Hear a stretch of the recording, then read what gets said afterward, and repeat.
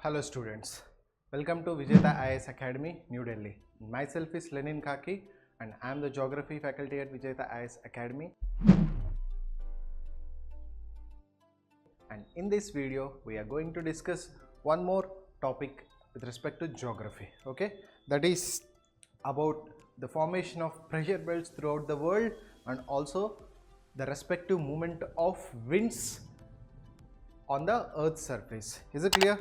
So first we will discuss how the pressure belts are formed throughout the world, then we will see how these pressure belts are affecting the direction of different winds on the earth's surface, okay? But before knowing how these pressure belts are formed, so first we have to know some basic concepts regarding that one, then we will go into the respect to our main topics, okay? So first we will see this picture. From this picture we will see only one point regarding this picture, and rest of the things we will discuss this picture in detail in climatology. But here just see one point here. Can you see troposphere? Okay, so the earth's atmosphere is divided into different layers, okay, as we go up, okay? So we have different layers of earth's atmosphere. So one of the layer is troposphere, next one is stratosphere, mesosphere and thermosphere, okay? So like this there are different layers of earth's atmosphere are there, but for our topic now we have to know this troposphere, and the boundary between this troposphere and stratosphere is called as tropopause, okay? The boundary is called as tropopause, and this tropopause is at a distance of 16 kilometers near the equator, and it is at a distance of 6 kilometers at the poles. So if we take this one as equator, okay, and this one as poles, okay, north pole and south pole.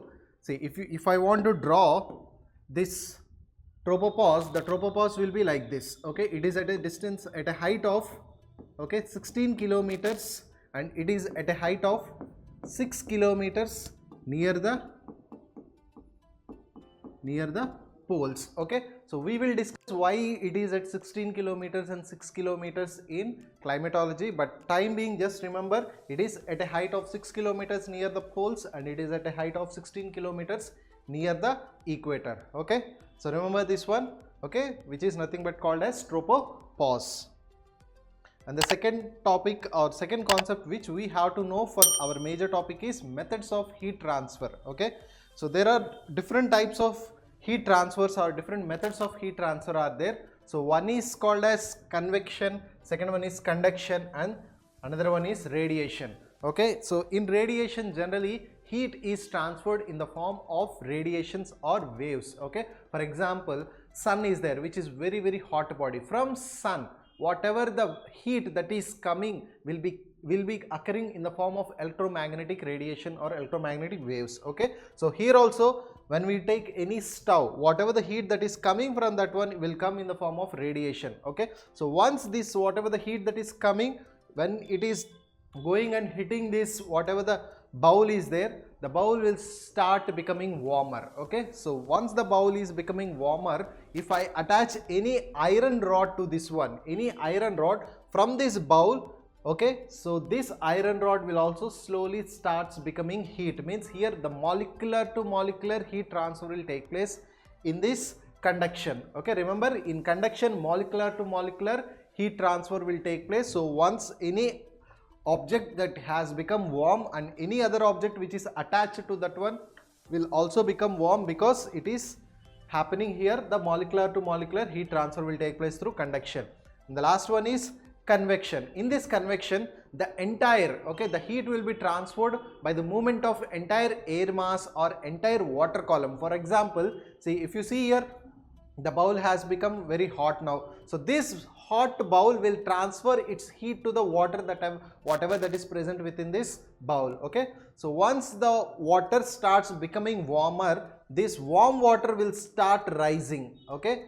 This warm water will start rising, and at one point of time it will come down, and once again this cycle sort of thing will continue like this, okay? So wherever heat is there, the water will become very hot, and whenever water becomes hot, it will expand and it will try to rise, okay, throughout the column, and then it will travel, and then once again it will subside and it will come down. Like this continuous cycle will happen throughout this bowl. Okay, so in this convection, we have to remember is entire column of water or air will be rising, so that entire heat will be transferred through this mechanism, which is nothing but called as convection. And there is one more method of heat transfer called as advection.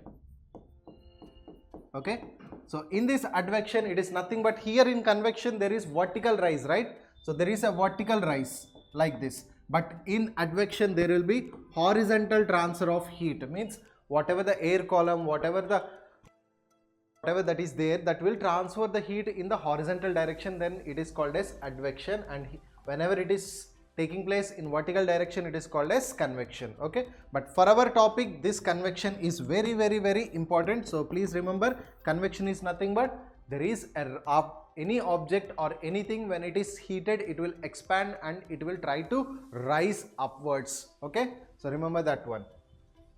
And one more topic which we have to know is this one. Okay, this is our main topic, pressure belt formation. Is it clear? So we will see how these pressure belts are formed. But in this picture, if you see, there is something called as equatorial low, and there is something called as subtropical high, subpolar low, polar high. So these are the different pressure belts that are formed throughout the world, but we will see how these pressure belts are formed. Okay, so for example, if you see here 23.5 degrees Tropic of Cancer, and this 23.5 degrees Tropic of Capricorn.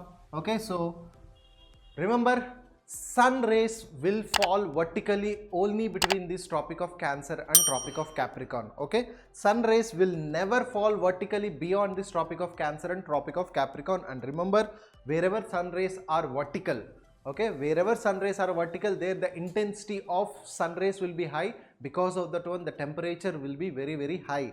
Okay, so because of this one, within these tropics, if you see, sun rays will be vertical at one or other period. Okay, so at one or other day, the sun rays will be vertical only between this Tropic of Cancer and Tropic of Capricorn. Because of that one, the temperature will be very high between these Tropic of Cancer and Tropic of Capricorn. And beyond these tropics, okay, beyond these tropics in northern hemisphere and southern hemisphere, sun rays will never be vertical, and because of that one, the intensity of sun rays will start receding.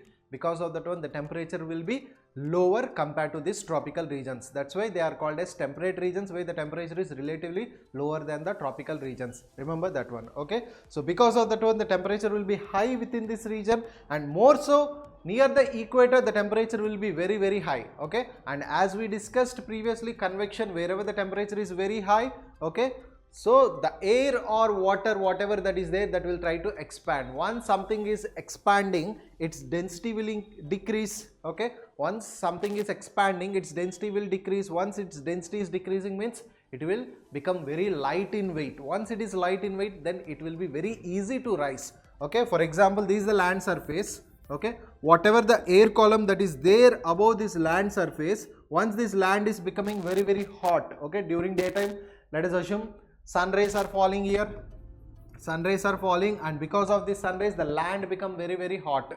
Okay, once the land becomes very, very hot, this land, whatever that it has received the hotness, it will try to emit or re-radiate whatever the hotness it has taken. Okay, so this land surface will start emitting the heat or hotness which it has received during daytime. Okay, so this land surface which has become hot, it will release the radiations, and once it releases radiations, whatever column that is above the earth surface, that air column will start becoming warmer. Okay, so remember, whatever the air column that is there or attached to this earth surface, because of these re-radiations, will become warmer. Okay, so this air column, once it becomes warmer, then that air column will start expanding. Once it expands, it becomes lighter in weight. Once it becomes lighter in weight, then this air column will try to rise, as we have seen in the previous slide, which is nothing but called as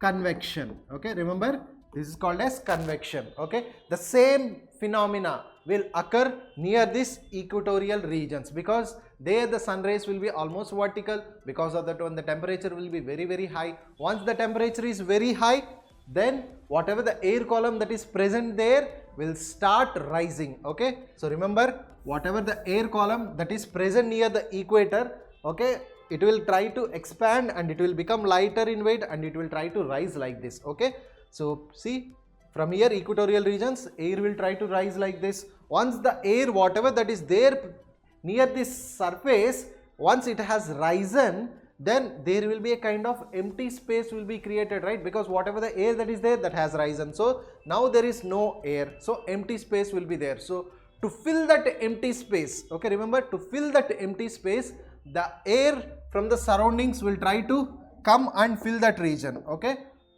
to fill that empty space, the air from the surroundings will try to come and fill that empty space. Remember this one. Okay, so air will try to come from both northern hemisphere and southern hemisphere towards the equator region, so that it will try to fill the empty space that is created, because here, because of high heat, the air will expand and air will rise like this, and to fill this air, whatever the empty space, the air will try to come from both northern hemisphere and southern hemisphere. Is it clear? Okay, like this air will try and fill here. But we will see one more picture here. See, okay, so whatever the, let us take this one as equator, okay, and this one as poles from both northern hemisphere and southern hemisphere.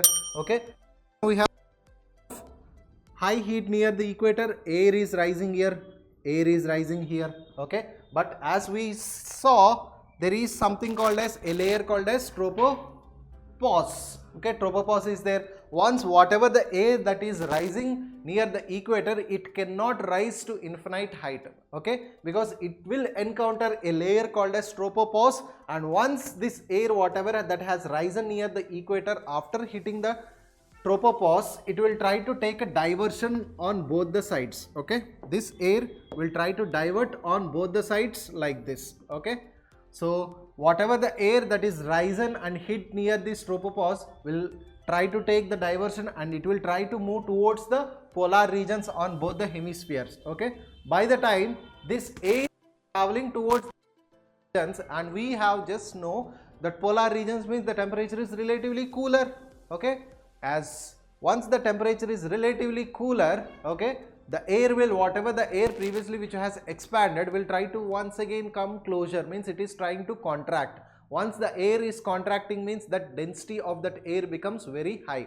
Once the density of air is becoming high, means its weight will increase. So because of increasing in weight, it will try to subside here, it will also try to subside here. And just now we have seen, as air from the equator has been risen, okay, there is a kind of empty space is created here, a kind of empty space is created here. To fill this empty space, this air which has descended near the poles will try to move towards the equator, and this air also will try to move towards the equator. Okay, this is the normal scenario through which the air circulation is taking place.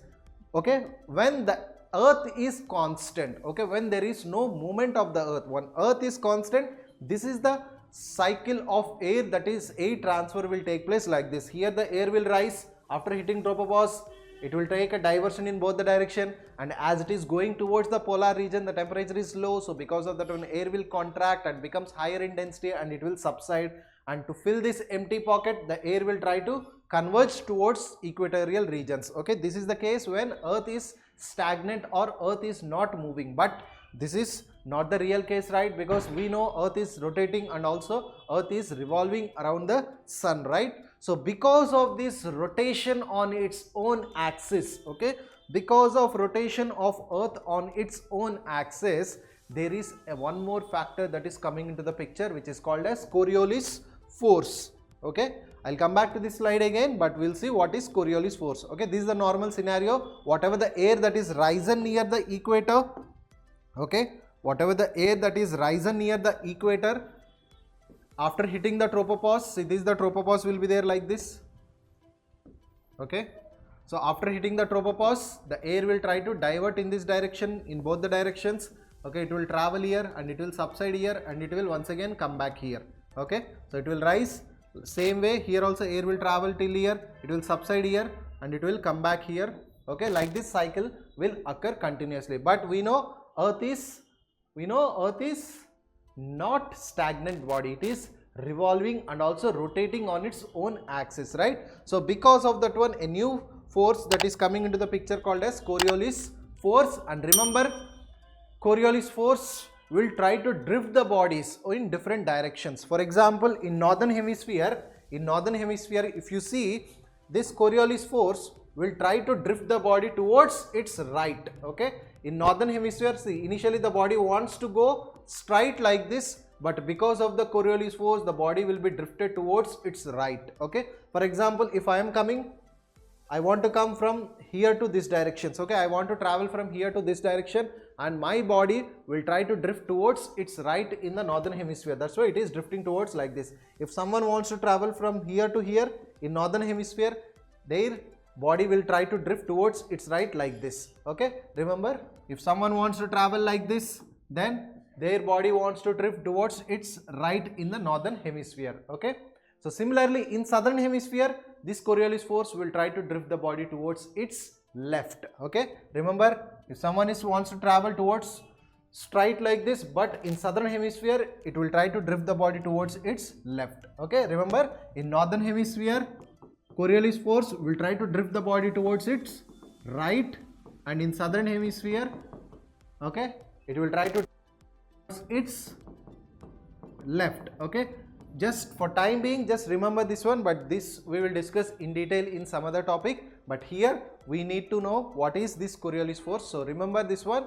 So it will try to drift this body towards its right in northern hemisphere, and it will try to drift the body towards its left in southern hemisphere. Remember this one. So we will use this concept also in our, okay, pressure belts formation. Is it clear? So I'll come back once again to this old picture. Okay, so just now we have seen, so I'll draw once again one more picture here. So let us take, this is the earth surface. Okay, this is the earth surface. Let this one as equator. Okay, equator which is at 0 degrees, and let us take this one as 30 degrees, and this one as 60 degrees, and this one as 90 degrees, polar region.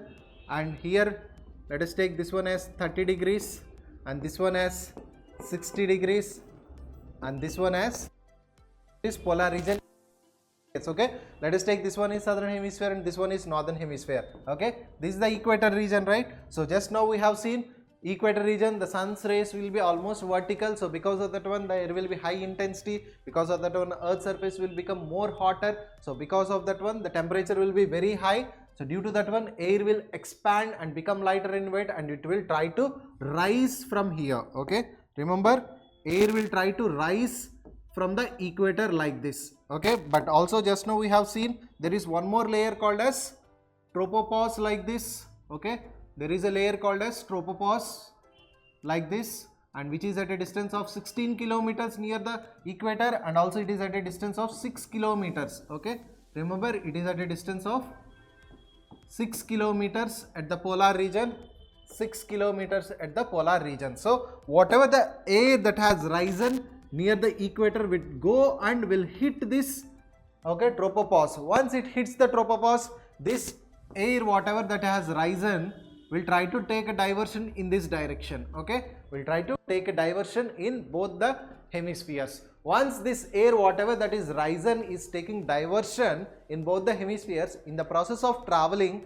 as it is traveling towards the polar regions, its temperature is low, right? So it will become little bit cooler. Once it is becoming cooler means then its density will increase. Once its density is increasing means it is contracting. It will contract when it becomes cooler. So once it contracting means its density will increase. Once its density is increasing means its temperature will as its temperature is reducing, its weight will start increasing. Once its weight is increasing, this whatever the air that is traveling like this, it cannot travel further longer distance, okay, because as its weight is increasing further and further, it cannot travel in horizontal direction anymore. Because of that one, it will try to subside at some distance, okay. This air which has risen here will try to subside at some distance, and we have observed that it is subsiding near the 30 degrees north and 30 degrees south latitudes, okay. Whatever the air that is traveling in this direction is trying to subside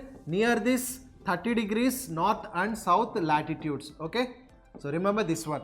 And wherever the air, as this air is subsiding here, this air will come and hit the earth's surface, right. This air, whatever that has subsided, will try to come and hit the earth's surface. Once it is going to hit the earth's surface, okay, so because of hitting here, the pressure will start once again increasing, because a lot of air is coming continuously and it is compressing towards the earth's surface, right. So because of that one, there will be high pressure near the earth's surface, and as there is high pressure near the earth's surface, okay, whatever the air that is hitting here, okay, will try to once again take different directions like this, okay. So whatever the air that has hit here, it will try to take diversions in these both directions, okay. So remember this one, after hitting, it will try to take diversion in this direction. Here also, whatever the air that has descended here, it will, after hitting the earth's surface, it will try to take diversions in both the directions. Is it clear? So some air has traveled here and some air is traveling towards this equatorial regions to fill this gap or vacuum that has created because of this risen air here. And we know here the temperature is high and as will be low pressure, okay. And here just we have seen lot of air is coming and compressing, right. So lot of pressure is applying here. Because of that one, here the pressure will be high pressure here, because lot of air is pushing here, and the will be relatively cooler here. So the temperature will be relatively bit lower, okay. So and here also the high pressure and the temperature is relatively bit lower, okay, compared to this one. I am not saying it is very cool temperature, but compared to this one, okay, the temperature is little bit lower. And okay, we know the temperature will be very low, right. The temperature near the poles will be low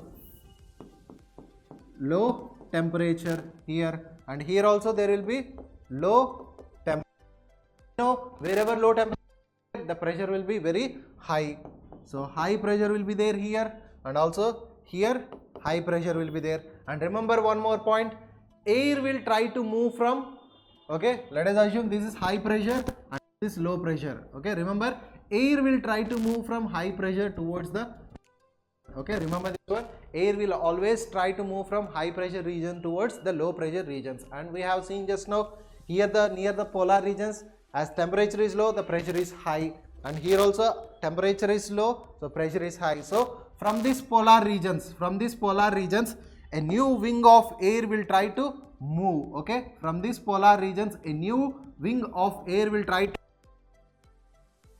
and can you see here, already a wing of air is coming from 30 degrees north towards this direction, and also 30 degrees south towards this direction. Already a wing of air is blowing like this, okay. So one more wing of air is coming and counteracting this one, right. So one more wing of air from the polar region is coming. So because of this one, so one air that is coming from here and one air that is coming from here, after these two air, whatever the air that is blowing, after hitting this one, lot of air will start accumulating near this region, okay. Remember, lot of air will start accumulating near this region, but below earth surface is there, so there is no other option for this air except to rise like this, okay. Remember, whatever the air that is coming here in both the directions, after hitting here, there is no other option for this air except to rise in vertical direction, okay. So remember, whatever the air that is coming here, it will try to rise here, okay. It will try to rise here in this direction. Here also the air will try to rise here, and as we just now have seen, similar to here, whatever the air that is risen here, it will try to hit the tropopause in both the hemispheres, and once it hits the tropopause, it will take a diversion like this. This one also will take a diversion like this. This one also will take a diversion like this, and this one also will take a diversion like this. So this air which is going here, after hitting with these two, lot of air will try to subside here. these two, after meeting here, lot of air will gather here and it will try to subside here.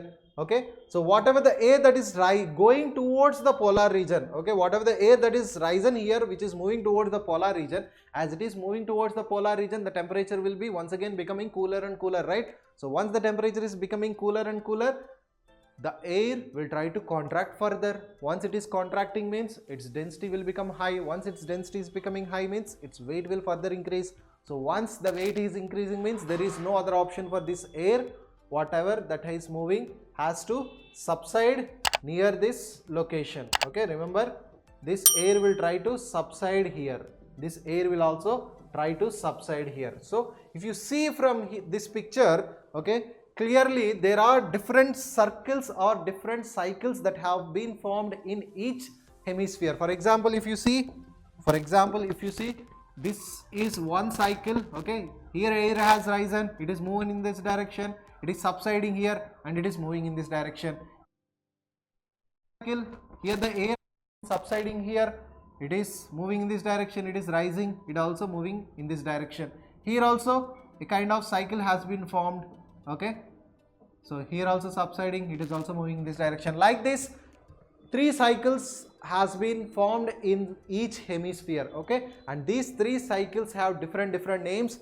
One is called as Hadley cell, Ferrel cell, and the third one is called as polar cell. One is called as Hadley cell, second one is called as Ferrel cell, and third one is called as polar cell, and we will discuss this one in separate topic which is called as meridional cycles are there. There we will discuss once again about this Hadley cell, Ferrel cell and polar cell, okay. So but we know, see, wherever the air is rising, here the temperature is high and the pressure is low, right? So if you calculate or if you compare this one, can you see here near the equator, what is the pressure here? Low pressure. That's why as it is near to the equator and there is having low pressure, this region is called as equatorial low, okay. Remember, this region is called as equatorial low pressure region, okay. And if you see here near this 30 degrees, there is high pressure, right? Near this 30 degrees, there is high pressure, okay. So this near this 30 to 35 degrees, as it is having high pressure and as it is close to the tropical regions, right?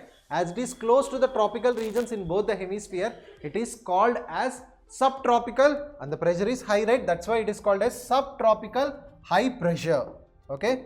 Subtropical high pressure, and it is called as equatorial low. And if you see here, as air is rising here, definitely empty space will be created, right? Once there is empty space, the pressure will be high or low? The pressure will be low pressure here, because a lot of whatever the air that is there near the earth's surface, it will try to rise. Once the air is rising means there is empty space there, so because of that one, that pressure also the pressure will be low pressure, okay. So and as this region is very close to the polar region, this whatever this zone is called as subpolar and the pressure is low, that's why it is called as subpolar low. This is also called as subpolar low, okay. And we know near the poles the temperature is very low and the pressure is high, that's why it is called as close to the polar, it is called polar and the pressure is high, right? That's why it is called as high. And also here it is also called as polar high, okay. Remember, so near the equator it is called as equatorial low and near the tropics it is called as subtropical high pressure, and close to the polar region it is called as subpolar low, at the polar regions it is called as polar high and polar high. Like this, throughout the world, different pressure belts have been formed. Is it clear? I hope you can understand from this picture. Like this, different pressure belts have been formed throughout the globe. But I will show this picture once again so that we can understand, okay. This is equatorial low, subtropical high, subpolar low and polar high. Subtropical high, subpolar low and polar high. In both the hemispheres, we can see different pressure belts that have been formed. And just now we have seen wind, generally air will start blowing from high pressure region to low pressure region, okay. Air generally will try to blow from high pressure region to low pressure region, and if you see, this is low pressure region and this is high pressure region, right? So this is entirely high pressure region and this is also entirely high pressure region. So air will try to move from this high pressure towards low pressure. So air will try to move from this high pressure towards the low pressure region. Okay, from here also air will try to move from high pressure to low pressure region. Here also high pressure, right? It is moving towards low pressure region because this is also low, right? Okay, so here also air will try to move towards the low pressure region, and this is once again polar high. So high to low like this. Okay, these are the directions of the air which is trying to move. But previously we have seen one more topic called as Coriolis force, right? Because earth is not stagnant body, earth is rotating on its own axis. So because of that one, Coriolis force comes into the picture and it will try to divert any body towards its right in the northern hemisphere, and it will try to divert any body towards its left in the southern hemisphere. So from this picture, if you see, okay, so this is the direction of the Coriolis force. This is in the southern hemisphere, right? This wind is trying to move right, but Coriolis force will try to drift the body to southern hemisphere and towards its right in northern hemisphere, right? So this wind, okay, because of it will not travel in the straight line because Coriolis force will try to drift towards its left. This also will try to drift like this. This also will try to drift like this. Okay, and this one, as it is moving in this direction, it will also try to drift towards its left like this. Okay, it will try to drift like this. Okay, whatever the wind that is blowing, and this one towards its left one like this. Okay, so these are the things in southern hemisphere, and if you see in northern hemisphere, it will try to drift towards its right. So if it is drifting towards, initial direction is this one, but it will try to drift towards its right like this. Okay, and this one towards its right. So this air is moving in this direction towards its right, means it will try to drift like this. Okay, and this one also will try to move like this. Is it clear? So these are the actual directions of the winds which are blowing on the earth's surface because of this Coriolis force. Is it clear? Remember, Coriolis force will try to drift the bodies towards left in southern hemisphere and towards its right in northern hemisphere. Is it clear? So these, as if you see from this picture, okay, otherwise I will show one more picture here. Okay, I'll clear this one and we'll see the directions of these winds. Okay, so I think we have seen this one, Hadley cell, Ferrel cell and polar cell, this one. And yeah, this is the earth system, okay, on which different winds are that are blowing on the earth surface. Can you see here? Okay, initially this wind has to blow like this, but because of this Coriolis force, this wind has been drifted like this. Okay, this is the actual direction of the wind, and this is the actual direction of the wind towards the polar region, and this is the direction of winds that are blowing like this. Okay, okay, is it clear? So because of this one, if you see generally the winds naming will be given according to from the direction from which it is blowing. For example, if it is blowing, can you see this is north, right? Northern hemisphere, northern, and this side is east and this side is west, right? So as it is blowing from northern and eastern side, these winds are also called as northeast trade winds. Okay, northeast trade winds, and these are called as, and as this is southern hemisphere and is also moving from the eastern direction. There is one more name for this one, which is as they are blowing from eastern direction, they are also called as easterlies. Easterlies, and this is also called as easterlies. Okay, easterlies and easterlies in both these sides, and as these winds are blowing from west towards this direction, these are also called as westerlies, and these are also called as westerlies. Okay, so based on the direction they are blowing, the different naming will be given for these winds, which are nothing but called as northeast trade winds, are also called as easterlies. Southeast trade winds are also called as easterlies, and these are called as westerlies, and these are also called as easterlies. Okay, like this on the surface of the earth, different directions of winds will take place because of the different formation, because of the formation of different pressure belts on the surface of the earth. Is it clear? Okay, so I hope it's clear. Yeah, thank you.